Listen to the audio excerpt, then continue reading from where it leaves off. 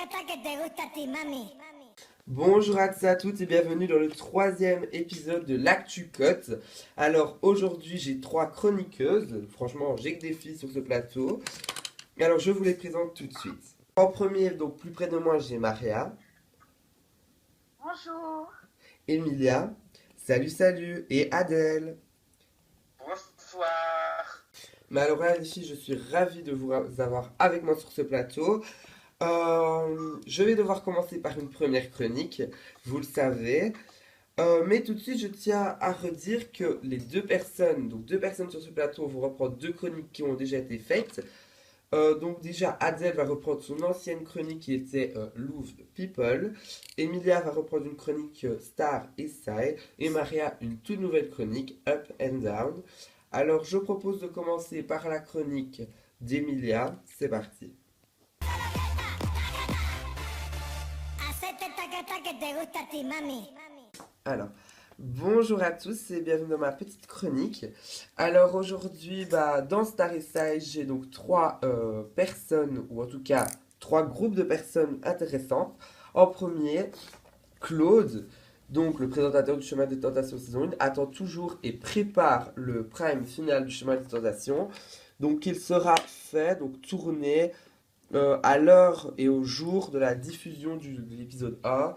Je vous rappelle, c'est donc le 1er avril. Soyez tous présents le 1er avril pour découvrir cet épisode inédit. Ensuite, Désir et les Belges sont déçus de la fin des Belges à Toronto, car la saison, on va dire entre guillemets, a été déprogrammée, car c'était pas une saison très intéressante, était trop compliquée à tourner. Donc voilà. Et pour finir, Emma attend toujours pour le tournage de sa pour le tournage, oulala, pour mon français, pour le tournage de sa télé-réalité qui sera tournée, on ne sait pas dans combien de temps, mais après Starbucks 3. Je suis vraiment triste de cette nouvelle parce que cette troisième saison des Belges m'a beaucoup marqué et m'a beaucoup plu parce que voilà, les candidats étaient vivants, ils étaient gentils, ils savaient avoir des idées, des jeux ou encore les réunions qu'ils ont créées. Donc j'ai vraiment apprécié cette saison et c'est très dommage. On se comprend, Maria et nous aussi, on est tous tristes, enfin, pas vraiment tristes, mais alors peu déçus. Moi, franchement, je suis un peu énervé contre la production d'avoir arrêté la saison, parce que c'est vrai que c'était compliqué à faire, mais moi, j'aime bien être tous mes petits lundis, mercredis et vendredis devant mon petit PC à regarder tous les épisodes. Mais voilà, quand on ne peut plus, on ne peut plus. Et donc pour enchaîner, pour enchaîner, je dois accueillir ma très chère invitée. Alors on l'accueille tout de suite sur le plateau. Alors notre invitée c'est Emma. Bonjour Emma. Bonjour. Alors comment vas-tu? Super bien. Aujourd'hui tu vas nous faire quelques révélations sur le vivre social, le tournage, sur ta télé-réalité, comment tu te sens dans ta vie. Voilà, on va te reparler de ça dans quelques instants. Mais tout de suite, la suite de l'Actu Code sera avec une autre chronique. Alors les filles, moi j'ai envie de prendre celle qui est la plus proche de moi. On continue avec la chronique de Maria, c'est parti. Hacete taqueta que te gusta a ti, mami. Bienvenue dans ma chronique, les Up and Down. Cette chronique sera consacrée à ce que j'ai préféré dans l'hebdo des Belges et ce que je n'ai pas du tout aimé dans l'hebdo des Belges. Je vais commencer par mes Up.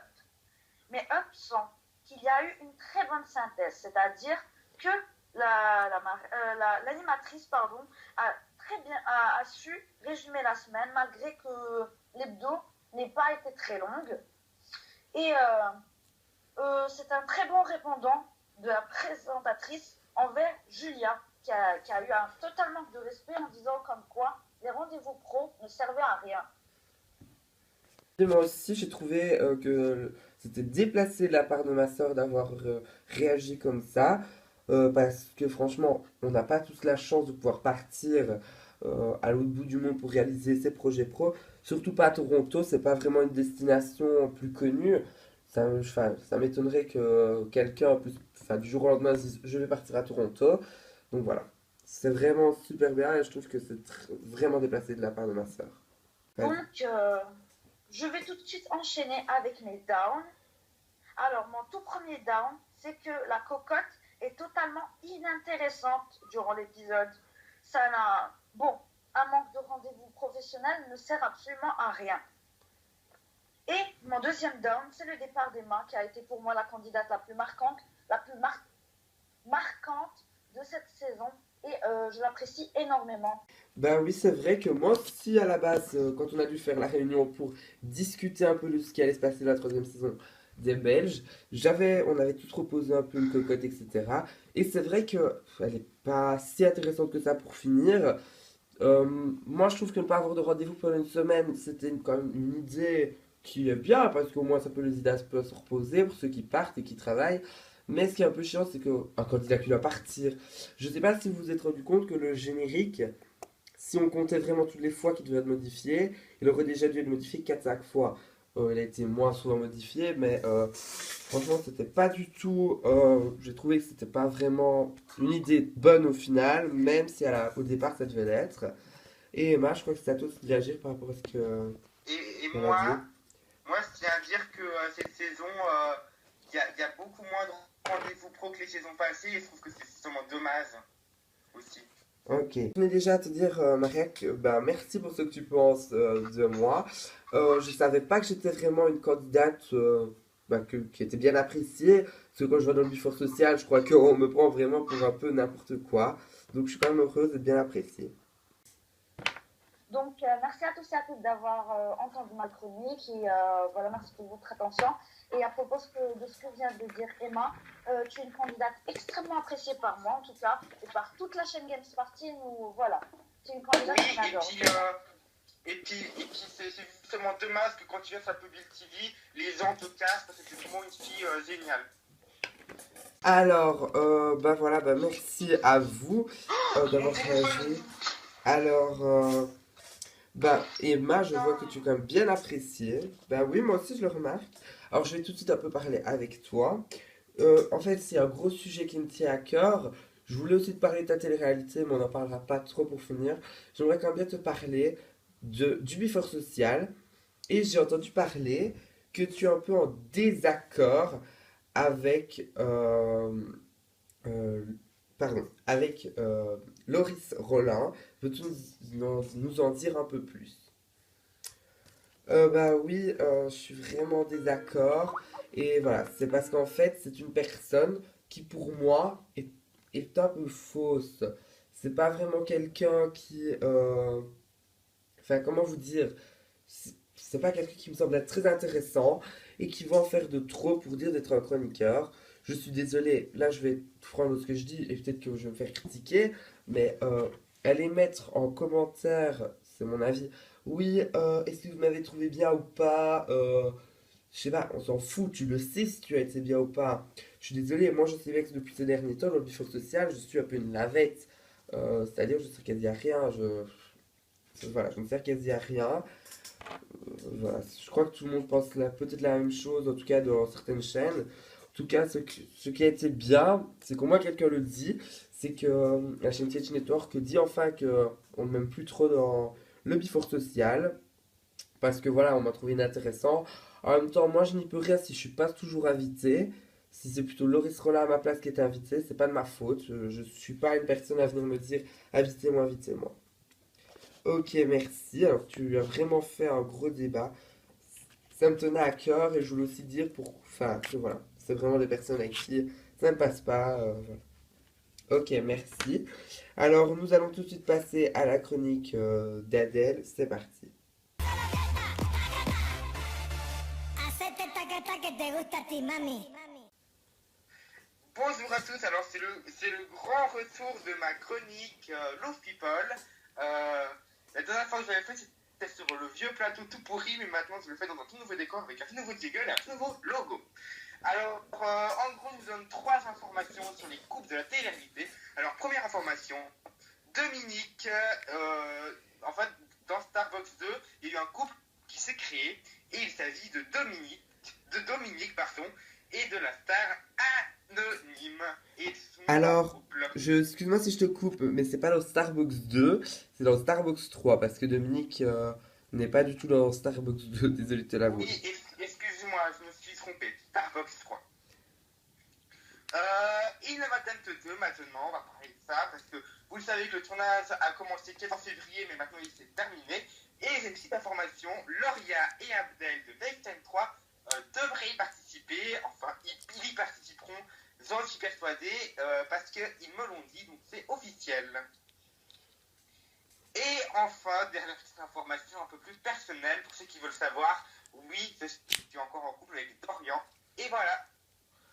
Ok, merci.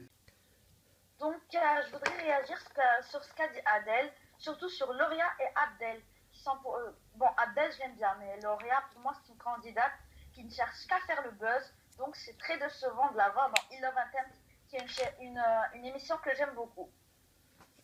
Alors, comparé à toi, je pense pas que c'est vraiment une candidate comme ça. Après, ce n'est que mon avis, etc.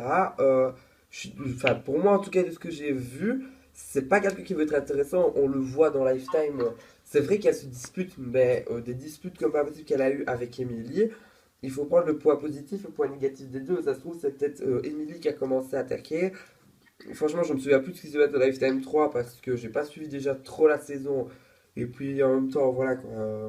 Voilà, c'était un peu bizarre pour moi. Mais voilà, je pense pas que ça va être une candidate comme ça.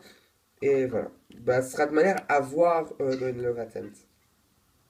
Et aussi, juste le fait que peut-être qu'elle est en couple, je pense que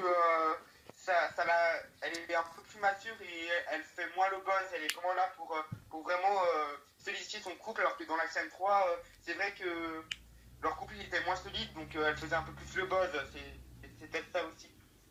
Alors oui, donc c'est vrai que il y a beaucoup de choses qui se passent. On parle de Lifetime, de une Love Attempt.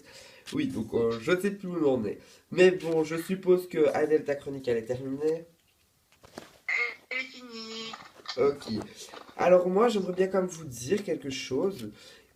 C'est plutôt un truc que je pensais pas vous faire, mais un petit sondage qui serait plutôt pour la troisième saison de Starbucks qui est en tournage ou, ou pas, franchement, parce que moi, si je devrais être franche, pardon, je n'aimerais pas trop découvrir une troisième saison. Si c'est, on n'a pas vu la saison 2, donc voilà. Je sais pas, vous, quelle est votre réaction? Je le dis. Oui, tu peux y aller, vas-y.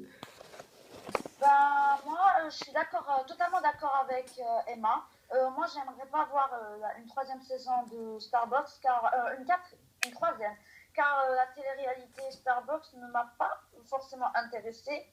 Les télé-réalités qui m'ont le plus intéressée, moi, je dirais que c'est plutôt les Belges et Lifestyle. Starbucks, ce serait pour moi une sorte de perte de temps. Ok, bah voilà, Et moi, Oui, oui. vas-y, tu peux y aller.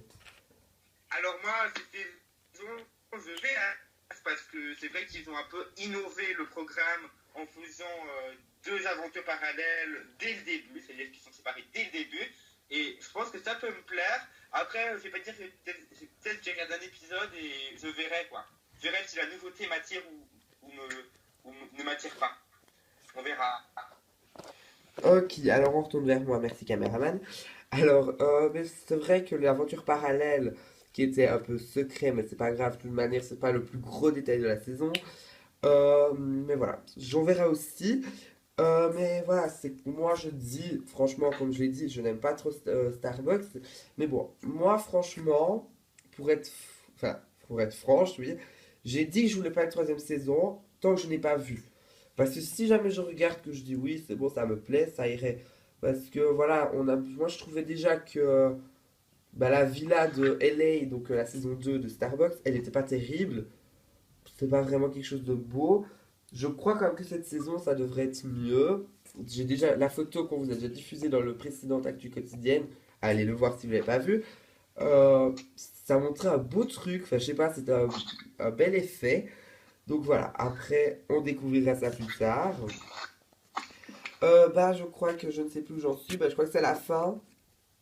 Ben oui, donc c'est la fin de ce troisième Actu Quotidienne. On se donne rendez-vous la semaine prochaine. Cette fois-ci, je serai avec la première équipe. Donc, on va encore repartir pour une autre semaine. Et comme je tiens à vous le dire, Mettez en commentaire, ça c'est un vote que je veux de votre part, si vous voulez 2 ActuCut par semaine ou vous voulez toujours garder cet ActuCut unique par semaine. Donc s'il devrait en avoir 2, normalement on espère faire des dates comme ça, un le mercredi et un le samedi. Pour moi c'est de très bonnes dates, mais c'est à vous de voter. Allez, on vous laisse tous. Merci Emma à toi d'être venue, merci à mes chroniqueuses d'avoir travaillé. Et allez, à la semaine prochaine. Salut! Hacete taca que te gusta a ti, mami.